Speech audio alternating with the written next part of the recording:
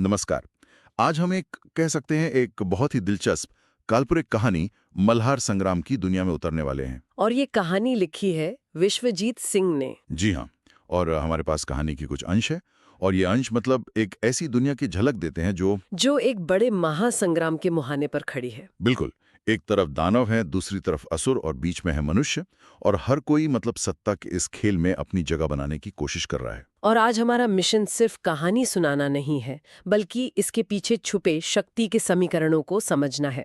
हम ये पता लगाने की कोशिश करेंगे कि इस आने वाले महासंग्राम में असली किंग मेकर कौन बनेगा।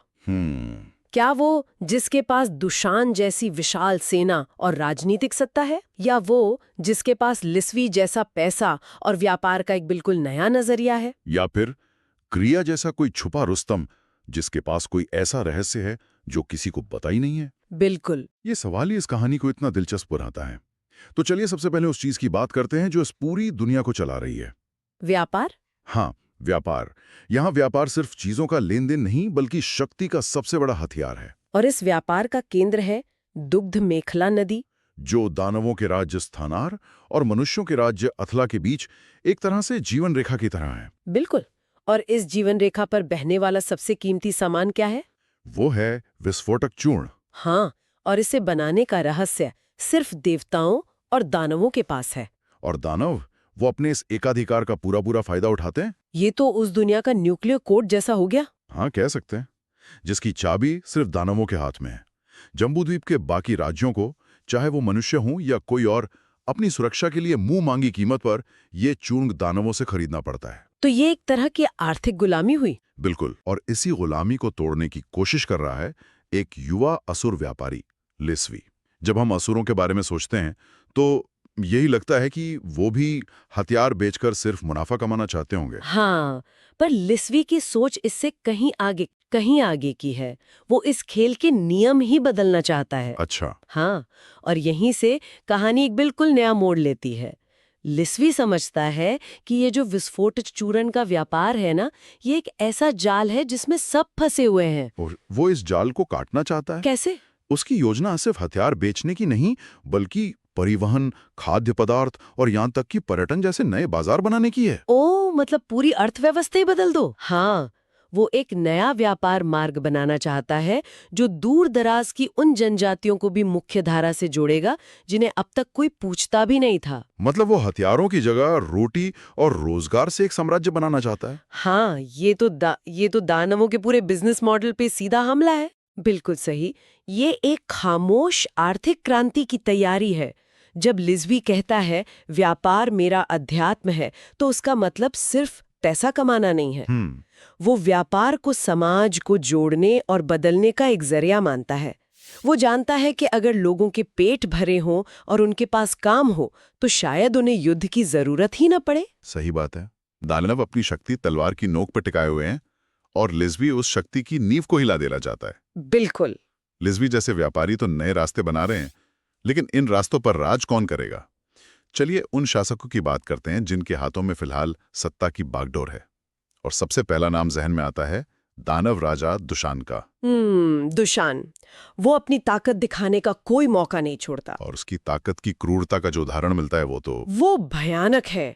वो दृश्य जहां वो अपनी ही गर्भवती पत्नी उरी को भरी सभा में मृत्युदंड का आदेश देता है, वो पल दहला देने वाला है। पूरी सभा सन्न रह जाती होगी।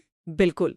वो सिर्फ अपनी पत्नी को नहीं बल्कि अपने होले वाले बच्चे को भी मारने का फैसला सुनाता है, सिर्फ अपना दबदबा कायम करने के लिए। लेकिन फिर कुछ ऐसा होता है जिसकी उम्मीद किसी को नहीं थी, है ना? हाँ, एक दरबारी खड़ा होता है और दानवों के अपने कानून दनु संहिता का जिक्र करता है। अच्छा, दनु संहिता। हाँ, और ये कहानी का एक बहुत महत्वपूर्ण मोड़ है।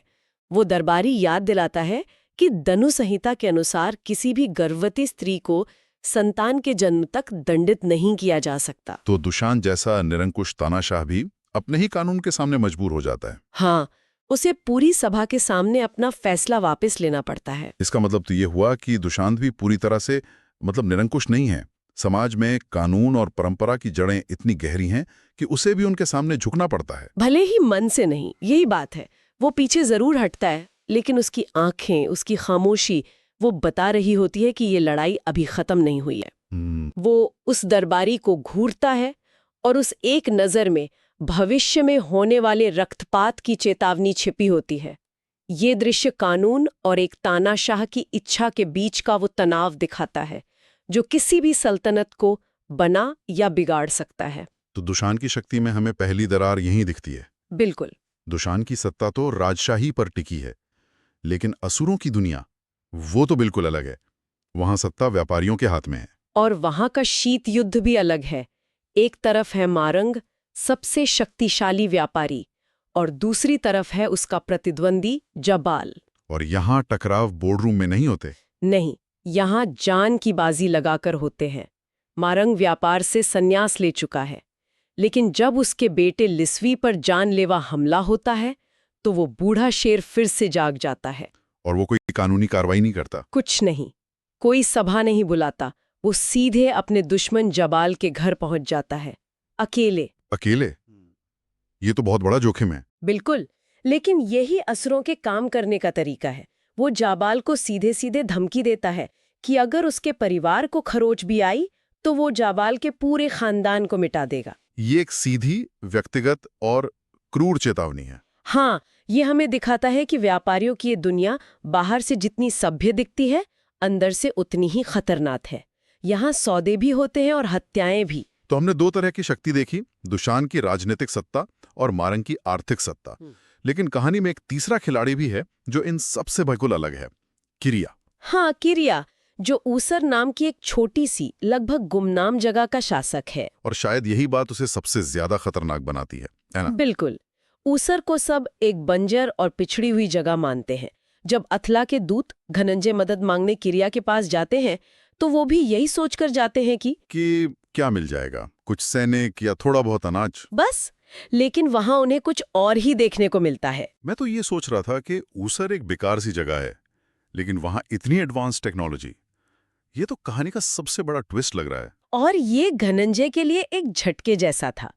किरिया उन्हें अपनी प्रयोगशालाओं में ले जाता है, जहां रसायन, जटिल यंत्र और यहां तक कि ऊर्जा पर शोध। हाँ, जम्बू द्वीप में इस स्तर का विज्ञान और तकनीक किसी ने देखी तक नहीं है। सब लोग जब तलवारों और विस्फोटक चूर्ण से लड़ने की तैयारी कर रहे हैं, तब किरिया शायद एक ऐसा हथियार बना रहा है जिसके बारे में किसी ने सोचा भी नहीं होगा। वो पर्दे के पीछे से खेल रहा है। बिल्कुल। एक मिनट, लेकिन वो इतनी गुमनाम जगह पर ये सब कैसे कर रहा है? इसके लिए तो बहुत पैसा और संसाधन लगते होंगे। और ये ज्ञान उसके पास आया कहाँ से? हाँ, वही। और यही कहानी का सबसे बड़ा रहस्य है। किरिया के पास ये संसाधन कहाँ से आए, ये ज्ञान कहाँ से आया, ये कोई नहीं जानता। वो एक ऐसा वाइल्ड कार्ड है जो किसी भी समय पूरे खेल को पलट सकता है। तो वो दुशान और मारंग की लड़ाई में शायद वो किंग मेकर साबित हो, जिसका जिक्र हम शुरू में कर रहे थे। हो सकता है। उसकी तकनीकी बढ़त उसे इस युद्ध का सबसे अप्रत्याशित विजेता बना सकती है। तो हमारे पास राजनीतिक शक्ति है, आर्थिक शक्ति है और अब तकनीकी शक्ति भी है। लेकिन इन सब के अलावा एक और शक्ति है जो इन सबसे ज्यादा सीधी और खौफनाक है, क्रूर बल। हाँ, और इसका प्रतीक है वज्जी, जिसे लाल रहस्य के नाम से जाना जाता है। वज्जी, मारंग का भाई? जी। और वो कोई व्यापारी या रणनीतिकार नहीं है, वो एक योद्धा है। एक ऐसी विनाशकारी शक्ति जिसे केवल जरूरत पड़ने पर ही बाहर निकाला जाता है। जैसे कि जब काकासुर गण ने मारंग के खिलाफ विद्रोह करने की कोशिश की। हाँ, जब वो उसके व्यापारिक हितों को चुनौती देते हैं तो मारंग कोई बातचीत नहीं करता, वो वज्जी को भेजता है। और वहां जो होता है वो सुनने में ही भयानक है। वो कल्पना से भी परे हैं। वज्जी अकेले ही उस गण के सैकड़ों प्रशिक्षित योद्धाओं का नरसंहार कर देता है। वो सिर्फ उन्हें मारता नहीं, बल्कि एक ऐसा खौफ पैदा करता है कि आने वाली कई पीढ़ियां मारंग के खिलाफ सिर उठाने की हिम्मत न कर सकें। बिल्कुल। ये घटना उस क्रूर सच्चाई को उजागर करती है जिस पर व्यापार की चमकचमाती दुनिया टिकी है। मतलब व्यापार की दुनिया बाहर से जितनी सफेद दिखती है, अंदर उतनी ही लाल है। हाँ, मारंग की असली ताकत उसका पैसा नहीं, बल्कि वज्जी जैसा भाई है जो उसके लिए किसी भी हद तक जा सकता है। वज्जी वो न्यूक्लियर ऑप्शन है जिसे इस्तेमाल करने की सिर्फ धमकी ही काफी होती है। सही कहा। उसका अस्तित्व ही मारंग के दुश्मनों को काबू में रखने के लिए काफी है। वज्जी के किरदार के जरिए कहानी हमें बताती है कि हर सभ्य दिखने वाले समाज के नीचे हिंसा की एक गहरी धारा बहती रहती है। वज्जी की हिंसा तो बड़े पैमाने पर है, एक राजनीतिक हथियार की तरह। लेकिन कहानी में हमें छोटे छोटे व्यक्तिगत टकराव भी दिखते हैं, जैसे रक और योधे नाम के दो योद्धाओं के बीच। हाँ, वो बार बार टकराते हैं, लेकिन उनकी लड़ाई की वजह साफ नहीं है। वैसा लगता है जैसे इस दुनिया में हर स्तर पर संघर्ष चल रहा है। हाँ, और ये छोटे संघर्ष कहानी को और ज्यादा यथार्थवादी बनाते हैं। ये दिखाते हैं कि युद्ध सिर्फ राजाओं और सेनापतियों के बीच नहीं होता। आम लोगों की अपनी लड़ाइयाँ, अपनी दुश्मनियां होती हैं, जो इस बड़े संघर्ष के साये में चलती रहती हैं। शायद किसी पुराने पारिवारिक झगड़े का नतीजा हो, या किसी व्यक्तिगत अपमान का। कुछ भी हो सकता है, पर वो भी उसी हिंसा के चक्र का हिस्सा है जिसने पूरी दुनिया को घेर रखा है। इतनी राजनीति, हिंसा और सत्ता के खेल के बीच कहानी हमें कुछ पल सांस लेने का मौका भी देती है। कुछ ऐसे पल जो दोस्ती और इंसानियत की बात करते हैं। और इसका सबसे खूबसूरत उदाहरण है विघान और गू की कहानी। हाँ, ये कहानी का एक बहुत ही सुंदर और शांत हिस्सा है। विघान और गू दो बिल्कुल अलग अलग प्रजातियों से हैं।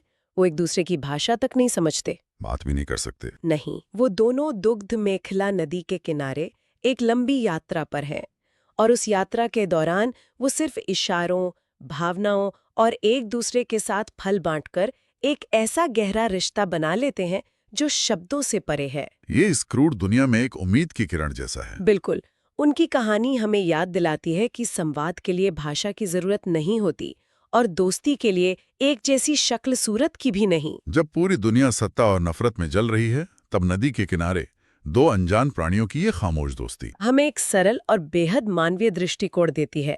ये कहानी का दिल है, कह सकते हैं। मानवीय रिश्तों के अलावा कहानी में एक और दिलचस्प पहलू है इतिहास को देखने का नजरिया। ये सूत नाम के एक किरदार के जरिए सामने आता है। हाँ, जो एक बहुत प्रसिद्ध पौराणिक कथा को बिल्कुल नए ढंग से सुनाता है। और ये हिस्सा सोचने पर मजबूर कर देता है। बिल्कुल, सूत महान वीर रविदास की कहानी सुनाता है, जिसके बारे में सब जानते हैं कि उन्होंने चमत्कार करके अपनी लोहे की जंजीरें तोड़ दी थीं। इसे हमेशा एक दैवीय घटना माना गया है। हाँ, एक चमत्कार, लेकिन सूत एक नया तर्क देता है। वो कहता है कि ये कोई चमत्कार नहीं था। हाँ, वो कहता है कि ये एक सोची समझी क्रांतिकारी योजना थी। संभवतः उस समय के क्रांतिकारी लोहारों ने जानबूझकर ऐसी जंजीरें बनाई थीं जो बाहर से तो मजबूत दिखती थीं, लेकिन अंदर से कमजोर थीं, ताकि सही समय आने पर रविदास उन्हें तोड़ सकें। बिल्कुल, ये दिखाता है कि कैसे किंवदंतियों और चमत्कारों के पीछे भी एक तार्किक और मानवीय व्याख्या हो सकती है। ये इतिहास को देवताओं के हाथ से निकालकर आम इंसानों यानी उन लोहारों के हाथ में दे देता है। तो मल्हार संग्राम के ये अंश हमें एक ऐसी दुनिया में ले जाते हैं जहां हर किरदार की अपनी कहानी है, हर फैसले का एक नतीजा है, और हर छोटी कहानी उस आने वाले महासंग्राम से किसी न किसी तरह जुड़ी हुई है। तो हम अपने उस शुरुआती सवाल पर वापस आते हैं कि असली किंग मेकर कौन है। और इस पूरी चर्चा के बाद जवाब और भी जटिल हो गया है। शक्ति का कोई एक चेहरा नहीं है। दुशान की राजनीतिक शक्ति जनता के सामने कानून से बंधी है। लिस्वी की आर्थिक शक्ति का असर दिखने में सालों लगेंगे। किरिया की तकनीकी शक्ति एक ऐसा रहस्य है जो कुछ भी कर सकता है। और वज्जी की क्रूर शक्ति, वो कुछ बना नहीं सकती, सिर्फ विनाश कर सकती है। तो शायद असली शक्ति किसी एक के पास नहीं, बल्कि इन सभी के संतुलन और टकराव में ही छिपी है। विजेता वो नहीं होगा जिसके पास सबसे बड़ी सेना या सबसे ज्यादा पैसा है, बल्कि वो होगा जो इन सभी शक्तियों को सबसे बेहतर तरीके से समझकर इस्तेमाल कर पाएगा। ये वीडियो देखने के लिए आपका धन्यवाद।